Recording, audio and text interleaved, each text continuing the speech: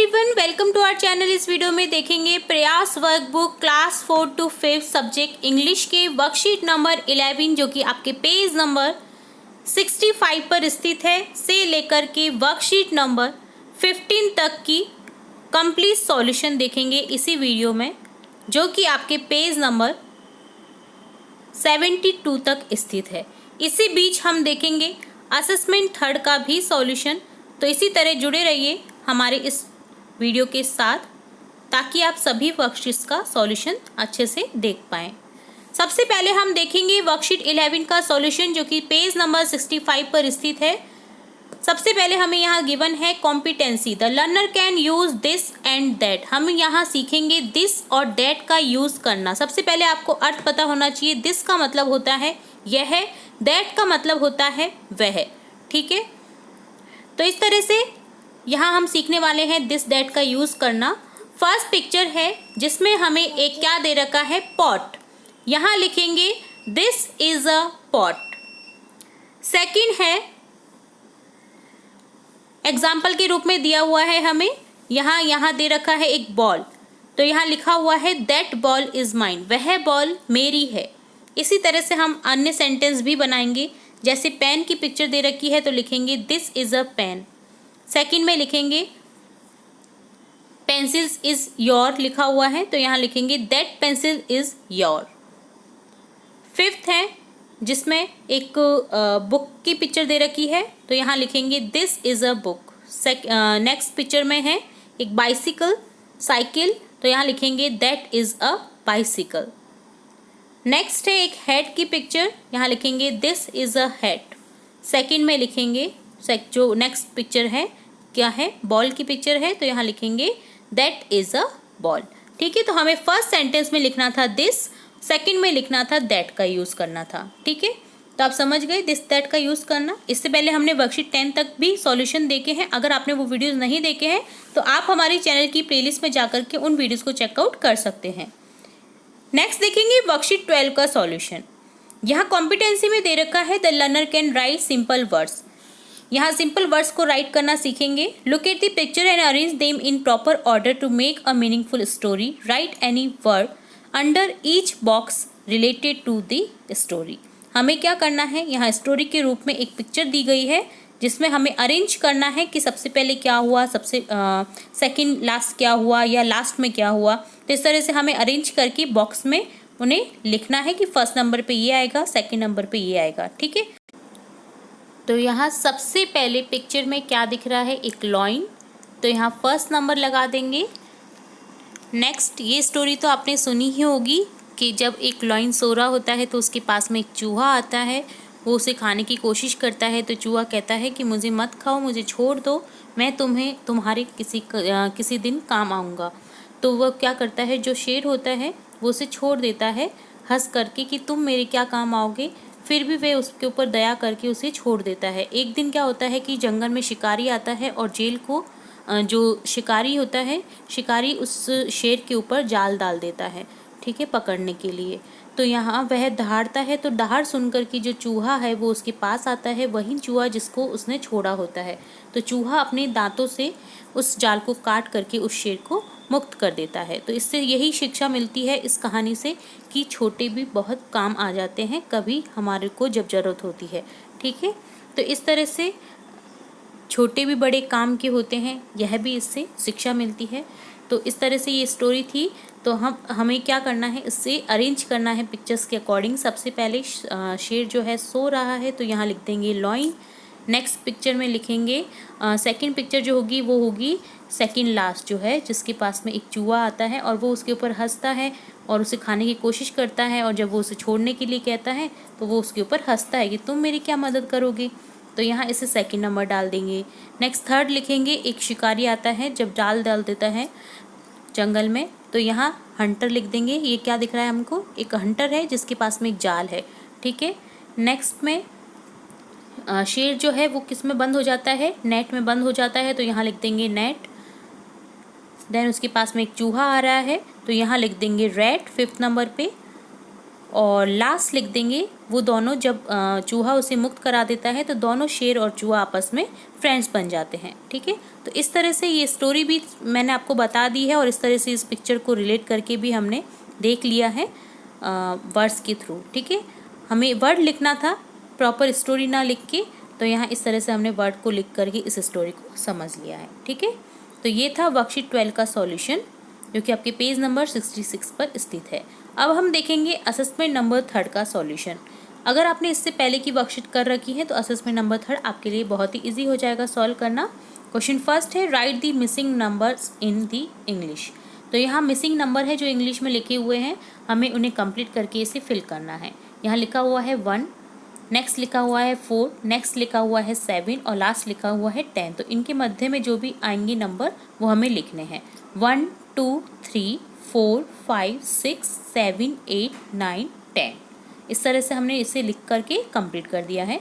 Second question है fill in the blanks using this और that. हमें क्या करना है, पिक्चर्स को क्या करना है, दिस और दैट से यूज़ करते हुए इसे कंप्लीट करना है। तो यहाँ लिखेंगे this is a pot, that is a pen, that ball is mine. वह बॉल मेरी है। ठीक है, तो इस तरह से हमने इंडिकेट करते हुए दिस डैट का यूज़ करते हुए इसको कंप्लीट किया है। दिस का अर्थ होता है यह, दैट का अर्थ होता है वह। ठीक है, यह मेरा पॉट है, वह एक पेन है, वह बॉल मेरी है। ठीक है, इस तरह से इनका अर्थ होगा। क्वेश्चन थर्ड है locate the pictures and arrange them in proper order to make a meaningful story. Write any word under each box related to the story. तो यहाँ रिलेट करना है हमें वही पिक्चर्स को लिख करके वर्ड्स।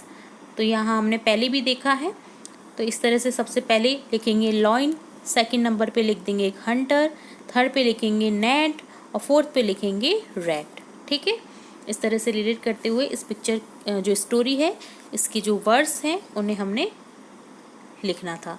ठीक है, तो ये था कंप्लीट असेसमेंट नंबर 3 का सॉल्यूशन जो कि पेज नंबर आपके 67 पर स्थित है। नेक्स्ट देखेंगे वर्कशीट 13 का सॉल्यूशन जो कि 68 पेज पर स्थित है।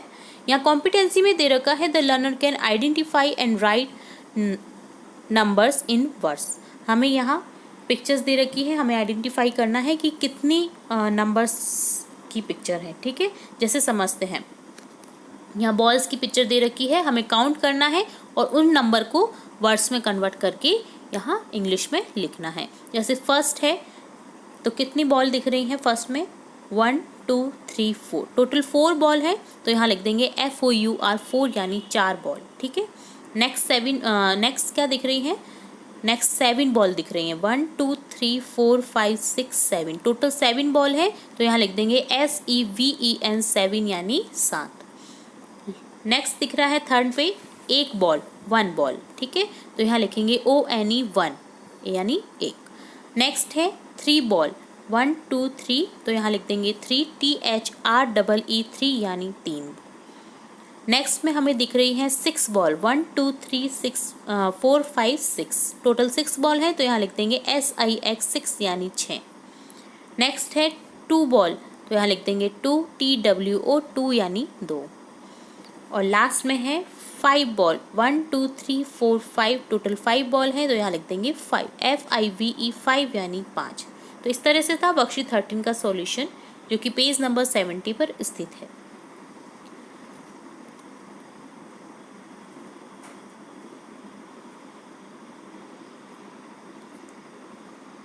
नेक्स्ट देखेंगे वर्कशीट 14 का सॉल्यूशन। ठीक है,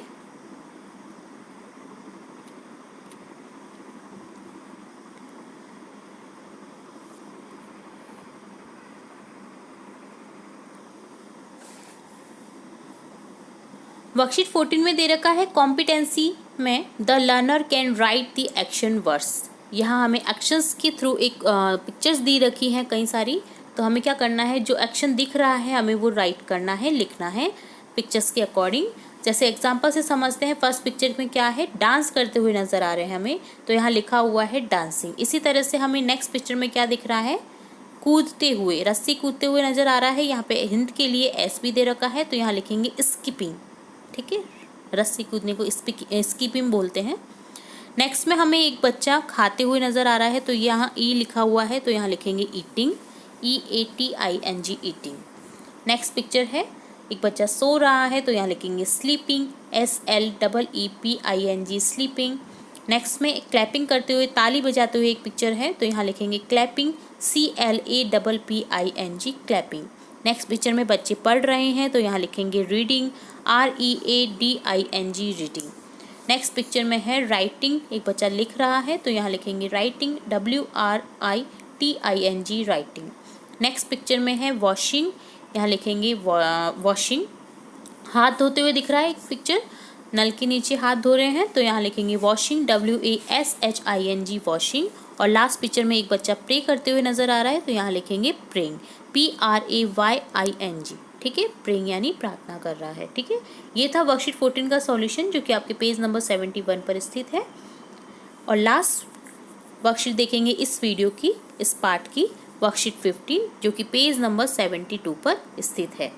यहाँ कॉम्पिटेंसी में दे रखा है the learner can learn new vocabulary. ठीक है, यहाँ वोकेबलरी सीखेंगे हम। Complete the exercise with the words given in the box. हमें बॉक्स में कुछ वर्ड्स भी गिवन है तो हमें ये क्या करना है, एक पहेली दे रखी है, वर्क पहेली।